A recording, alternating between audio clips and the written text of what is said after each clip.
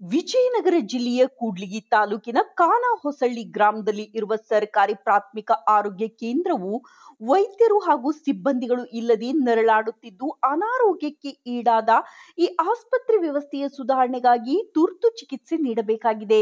ವೈದ್ಯರು ಹಾಗೂ ಸಿಬ್ಬಂದಿಗಳು ಇಲ್ಲದ ಈ ಆಸ್ಪತ್ರೆಗೆ ಬರುವ ಬಡ ರೋಗಿಗಳು ನಿತ್ಯವೂ ಪರದಾಡುತ್ತಿದ್ದು ಹಣ ನೀಡಿ ಖಾಸಗಿ ಆಸ್ಪತ್ರೆಯಲ್ಲಿ ಚಿಕಿತ್ಸೆ ಪಡೆದುಕೊಳ್ಳಬೇಕಾದ ಪರಿಸ್ಥಿತಿ ನಿರ್ಮಾಣವಾಗಿದ್ದು ಸಾರ್ವಜನಿಕರು ಆರೋಗ್ಯ ಇಲಾಖೆಯ ಅಧಿಕಾರಿಗಳಿಗೆ ಹಾಗೂ ಜನಪ್ರತಿನಿಧಿಗಳಿಗೆ ಹಿಡಿ ಶಾಪ ಹಾಕುತ್ತಿದ್ದಾರೆ.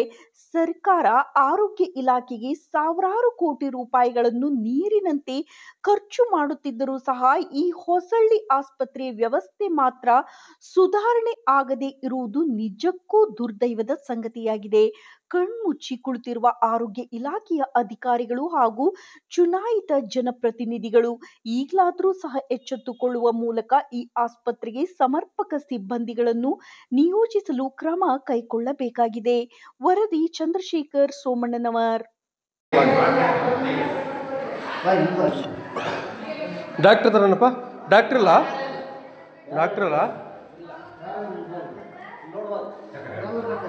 ವಿಡಿಯೋ ಮಾಡ್ತೀನಿ ಪೂರ್ತಿ ವಿಡಿಯೋ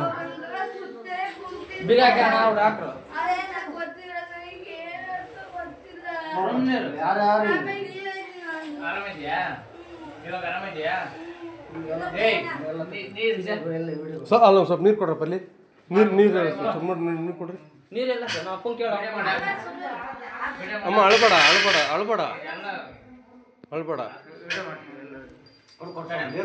ಅಲ್ಲ ಡಾಕ್ಟರ್ ನರ್ಸ್ ಯಾರಿಲ್ಲ ನೋಡ್ರಿ ಯಾವುದೂ ಇಲ್ಲ ಡಾಕ್ಟರ್ ಇಲ್ಲ ನೋಡ್ರಿ ಇಲ್ಲಿ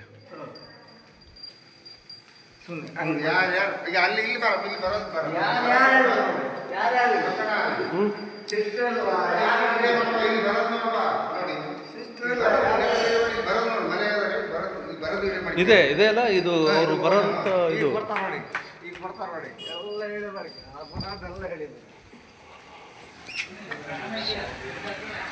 ಬಂದ್ರ